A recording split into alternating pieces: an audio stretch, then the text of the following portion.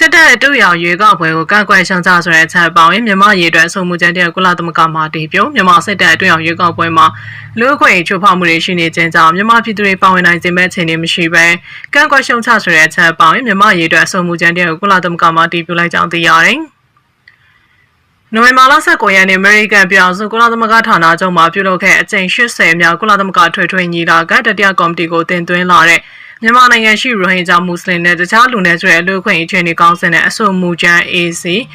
380and32တက်ရောက်လာတဲ့ဖွဲ့ဝင်နိုင်ငံတွေကမဲမခွဲပဲတူညီဆန္ဒနဲ့အတည်ပြုလိုက်ခြင်းဖြစ်ပါတယ်။ကုလသမဂ္ဂမှအတည်ပြုလိုက်တဲ့အဆိုမူကျန်းမှာမြန်မာစစ်အုပ်စုကပဋိပက္ခရဲ့မြင့်တက်နေတဲ့ကာလမှာရွေးကောက်ပွဲကျင်းပပြုလုပ်ရည်ရွယ်တဲ့ပေါ်အလွန်မင်းဆုံးရင်တူ၎င်းထိုးသဖြင့်လေကြောင်းမှပုံကျဲတိုက်ခိုက်မှုတွေပြုလုပ်နေခြင်းလူ့အခွင့်အရေးချိုးဖောက်မှုတွေရှိနေခြင်းတို့ကရိုဟင်ဂျာနဲ့တခြားသောလူနည်းစုတွေပေါင်းမြန်မာပြည်သူတွေအတွက်ရွေးကောက်ပွဲမှာပါဝင်စေနိုင်မဲ့အခြေအနေမရှိတဲ့ကဲ့သို့ဘေးကင်းလုံခြုံစွာမဲပေးနိုင်ခွင့်အခွင့်အရေးလည်းရှိနိုင်မှာမဟုတ်ကြောင်းရင်းမှအခြေခံကြတဲ့အချက်တွေပါဝင်သည်ဟုသိရတယ်။ထို့အပြင်စစ်အုပ်စုရဲ့နိုင်ငံရဲ့နေမြေများစုနဲ့နိုင်ငံရေးပါတီတွေကိုချန်လက်ကတွေ့အောင်ရွေးကောက်ပွဲတစ်ဖက်သက်စီစဉ်ကြိုးပမ်းနေတဲ့ပေါ်လဲအလွန်မင်းဆိုရင်ဒီ၎င်းထို့သဖြင့်2021ခုနှစ်ဖေဖော်ဝါရီလမှာဖြစ်ပေါ်ခဲ့တဲ့မတရားဆရာနာသိမ်းမှုကိုတရားဝင်မှုရှိစေရန်တွေ့အောင်ရွေးကောက်ပွဲကျင်းပမယ်ပေါ်ကန့်ကွက်ရှုံချသည်ဟုလည်းကောင်းထို့သောတော့တွေ့အောင်ရွေးကောက်ပွဲကလွတ်လပ်ပြီးတရားမျှတမှုရှိနိုင်မည်မဟုတ်၏လည်းကောင်းစေအုပ်စုမှနေကြောင်းတိုက်ခိုက်မှုတွေနဲ့အရက်သားပြည်သူတွေကိုတပ်ဖြတ်နေတဲ့ကြားကရွေးကောက်ပွဲကျင်းပခြင်းမှာလွတ်လပ်မျှတပြီးအားလုံးပါဝင်တဲ့ရွေးကောက်ပွဲသတ်မှတ်ချက်နဲ့ကိုင်းညီအခြေအနေမဟုတ်ဘူးလေ၎င်းထို့ပြင်အားလုံးပါဝင်တဲ့နိုင်ငံရေးတွေ့ဆုံဆွေးနွေးမှုမရှိဘဲရွေးကောက်ပွဲကျင်းပမယ်ပေါ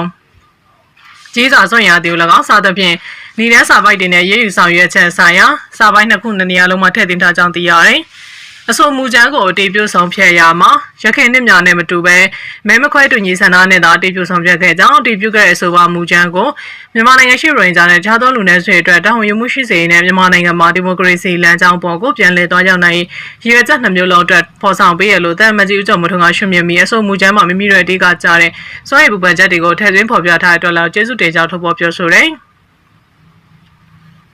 ရင်းပြင်စစ်အုပ်စုကကြေးရတွေအားနေရာနဲ့မီးရှို့ဖျက်ဆီးခြင်းအတင်းအကျပ်နေတဲ့ဆုံးကားစေခြင်းနဲ့ရတာပြည်သူလူထုတရလုံးပေါ်မှာစနစ်တကျအကြောက်တရားရိုက်သွင်းခြင်းစတဲ့လုပ်ရက်တွေနဲ့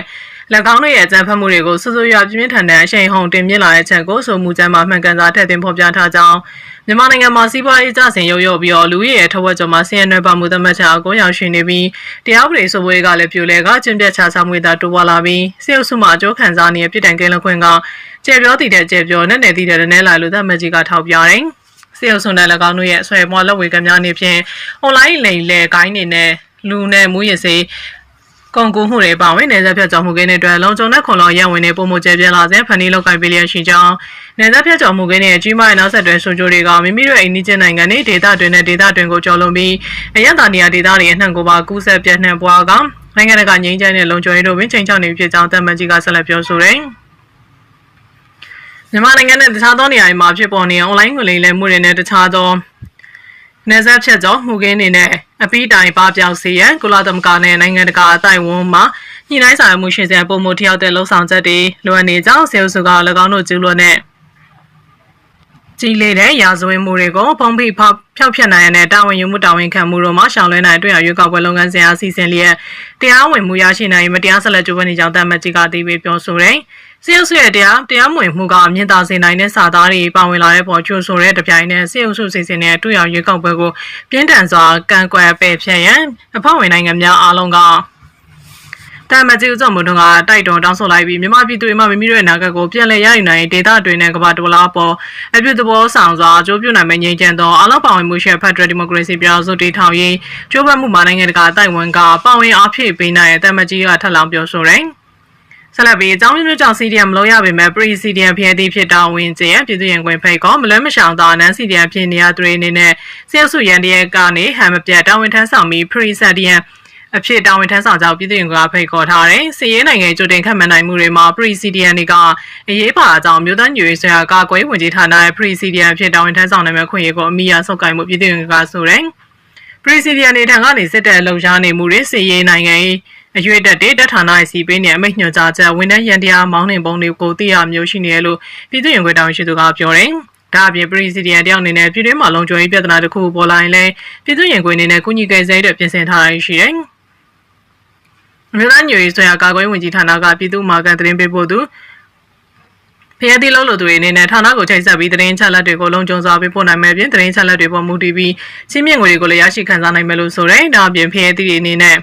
ကာကွယ်ဝင်ကြီးဌာနရဲ့ကာကွယ်ပေးမှုအမှားခံချက်တွေကိုဒေါ်လိန်ကာလာတွင်မှတော့၎င်းအလွန်ကာလမှာတော့၎င်းပြေဝစွာခံစားမှာဖြစ်ပြီးစစ်တပ်ရဲတပ်ဖွဲ့တို့ကသတင်းပေးပို့သူတွေဟာပြည်သူ့ရင်ခိုးလို့အစီအစဉ်နဲ့အကျိုးခံစား권တွေကိုလည်းရရှိမှာဖြစ်တယ်လို့တရားဝင်ထုတ်ပြန်တယ်။ဆက်လက်ပြီးတော့ဖားကန်နဲ့ရေဒါရွှေမှာစစ်တပ်ကလက်နက်ကြီးနဲ့ပစ်ခတ်မှု2နှစ်ရွယ်ကလေးငယ်တအုပ်ပေါင်းပြည်သူနှောင်းသိမ်းဆောင်ကချင်ပြည်နယ်ဖားကန်မြို့နယ်စိတ်မှုရွာကိုဂျက်ဖက်စစ်တပ်ကလက်နက်ကြီးနဲ့ပစ်ခတ်တိုက်ခိုက်ခြင်းကြောင့်2နှစ်ရွယ်ကလေးငယ်တအုပ်သိမ်းဆောင်ခဲ့ကြောင်းဒေသပြည်သူတွေကပြောတယ်။နိုဝင်ဘာလ20ရက်နေ့ည7:25မိနစ်ကစတင်ပြီးဖားကန်မြို့နယ်စိတ်မှုရွာကိုဂျက်ဖက်စစ်တပ်ကလက်နက်ကြီးနဲ့ပစ်ခတ်တိုက်ခိုက်ခဲ့တယ်။ဂျက်ဖက်စစ်တပ်ပစ်ခတ်တဲ့လက်နက်ကြီးကစိတ်မှုရက်ကွက်1နဲ့ရက်ကွက်2ကြောက်ပေါက်ကွဲပြီးတော့အသက်2နှစ်ရွယ်ချိုတက်လင်ဆိုတော့ကလေးငယ်မှာဝမ်ဘိုက်ကိုကြီးကြီးမှန်ကာသိဆုံးခဲ့ကြောင်းသိရပါတယ်။ဖားကတ်မှာစစ်တပ်လက်နက်ကြီးပစ်ခတ်မှုကြောင့်တရားရရှိသူတွေမှာ62နှစ်ရွယ်32နှစ်ရွယ်35နှစ်ရွယ်နဲ့45နှစ်ရွယ်တို့ဖြစ်ကြတယ်။နိုဝင်ဘာလ21ရက်နေ့ညနေပိုင်းမှာ